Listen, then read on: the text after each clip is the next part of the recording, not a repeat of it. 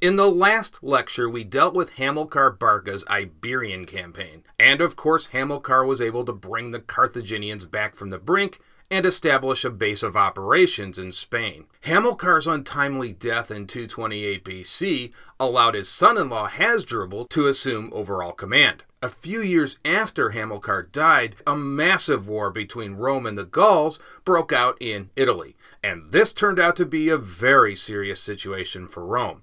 So the war against the Gauls is going to be the subject of this video. Now, the Po Plain is one of the most fertile and beautiful lands in Italy. Its early occupants were the Etruscans. They were eventually driven out by the Gauls, who then became masters of the region. After this, the area was often referred to as Cisalpine Gaul. There were several different Gallic tribes that occupied the Po, so as Rome expanded, it was only natural that conflict would ensue with the Gauls. Some of those battles we talked about in previous lectures, especially the sack of Rome in the early 4th century. Rome, of course, survived, but was victimized by Gallic raids every now and then. So the Gauls were a constant terror to the Romans, especially to the Roman frontier towns in the north. Now, you will remember in the Third Samnite War, the Gauls allied with the Samnites, in an alliance that was committed to stopping the expansion-minded Romans. But as we know now, the Romans defeated this alliance and in the process crushed the Gauls. After this, Polybius states that Rome's relationship with the Gauls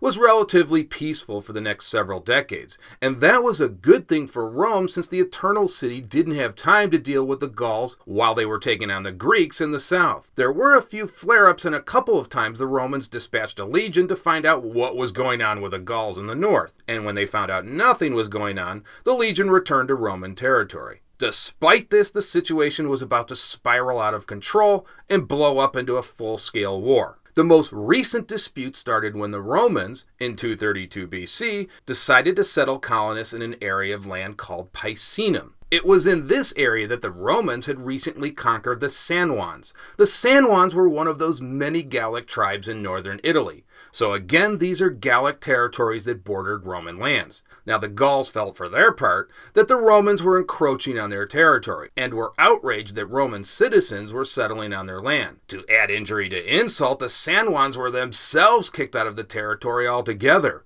Polybius indicates that maybe the Sanoans could have lived with the fact that the Romans were in charge of their territory, but losing their homes and land was absolutely unacceptable. As a result of these events, two very large Gallic tribes, the Insubres and the Boii, decided to mobilize for war to protect all of Gaul, because they were convinced that they would be next on Rome's hit list.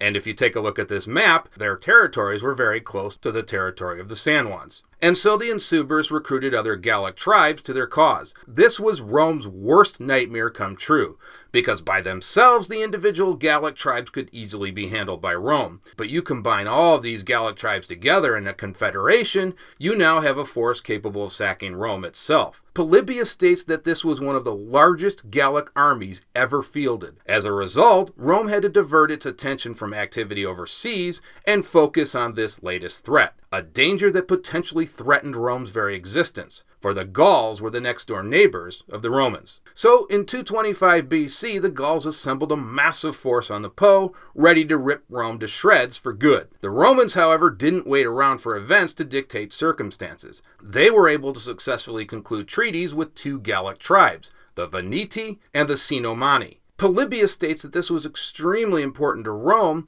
because it forced the Gauls to leave some of their forces behind to guard against diversionary attacks. Rome also stockpiled all the necessary supplies and food to keep their armies well equipped in the field. And with that, the Gauls, with an army of 50,000 infantry and 20,000 cavalry, broke camp and headed south. This aroused new fears that a second sacking of Rome could be in the works. There was a general state of fear in all of southern Italy, a fear that lands would be wiped out and supplies pillaged. As a result, many of Rome's allies committed resources to the war effort. Every available man of fighting age was mobilized. The problem Rome faced was a strategic one. The Gauls had two main routes they could take, and that meant Rome had no alternative but to divide their forces to guard both of these paths. The first route involved a path near Ariminum. Here the Gauls could follow the Tiber River right into Rome. Other suggested alternatives involved a number of routes across the Apennine Mountains and into Etruria.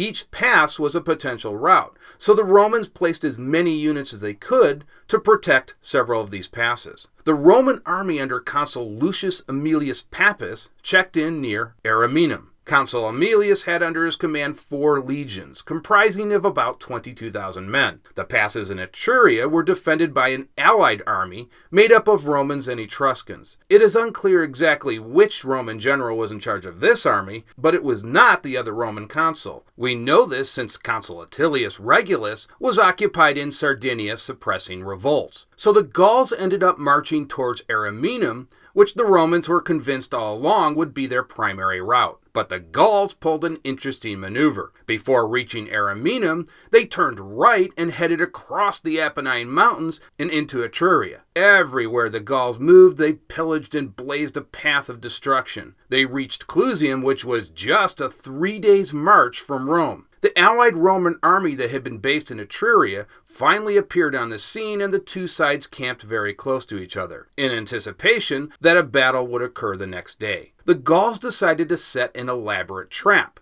Their infantry marched away from the main camp under the cover of darkness. Only the cavalry remained behind, with orders to follow the same path as the infantry. The next day, the Romans saw only the Gallic cavalry and assumed the infantry had fled. As the Romans pursued the Gallic cavalry, the Gallic infantry reappeared out of the woods and inflicted a severe and shocking defeat on the Romans. The Romans and their allies lost around 6,000 soldiers, and the survivors were forced to retreat to a nearby hill, running for their lives. The Gauls quickly surrounded the hill, trapping the Romans. The situation looked dire for the Romans. But when news reached Aemilius about the Roman defeat, he immediately left Ariminum and arrived on the scene with his army. The arrival of a Roman consul boosted the morale of the battered Roman legions who had been defeated just days earlier. Aemilius was able to combine all of the legions under his command. According to Polybius, the Gauls debated what to do next, but were overwhelmed by the sheer amount of war booty they had seized.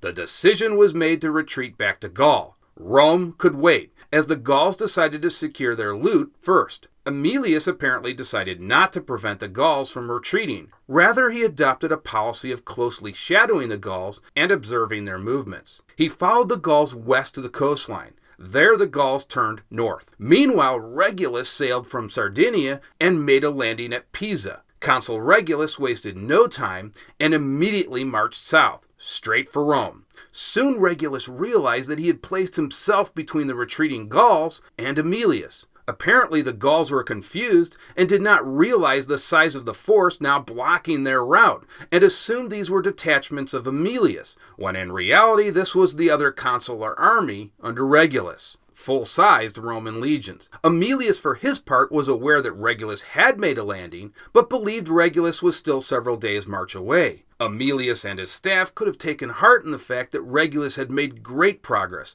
and had already made initial contact with the Gallic forward units. At Telamon, the Gauls now prepared for battle, expecting an attack from the front and rear. Aemilius from the south first launched his attack, still apparently unaware of how close Regulus was. The initial engagement was a stalemate until Regulus showed up with his main army. Regulus personally led a cavalry charge against the Gallic cavalry in the nearby hills.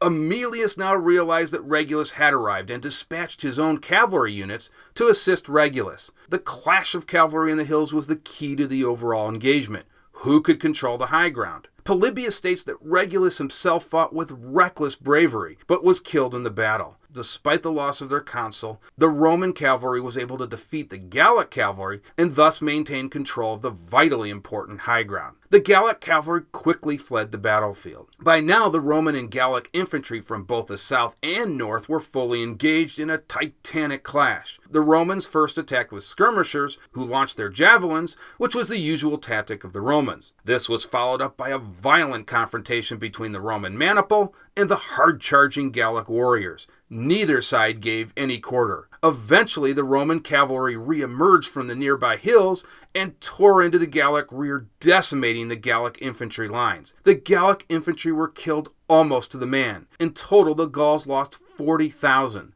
and the Romans even succeeded in capturing one of the Gallic chieftains. Polybius indicates that Aemilius sent the battlefield spoils back to Rome for a huge celebration, but in a nice gesture, Aemilius returned the Gauls' plunder back to their rightful owners. Aemilius eventually returned to Rome for his well-deserved triumph. After the victory at Telamon, the Romans decided to launch an attack against the Gauls in the Po plain and succeeded in getting many of the Gallic tribes to submit. One thing I greatly admire about the Romans during this war was the absolute decisiveness of the Roman consuls. They did not wait around for circumstances to be dictated to them. When Aemilius heard of the Roman defeat at Clusium, he immediately marched his army to the battlefield to stabilize the situation. Regulus also acted decisively, enabling the Roman legions to surround the Gauls. So the overall situation was looking pretty good for the Romans. They were victorious in the Samnite Wars, the Pyrrhic Wars, the First Punic War, and now had defeated the largest Gallic invading force ever seen. But Rome was about to experience colossal destruction at the hands of a general named Hannibal. Does he need any further introduction?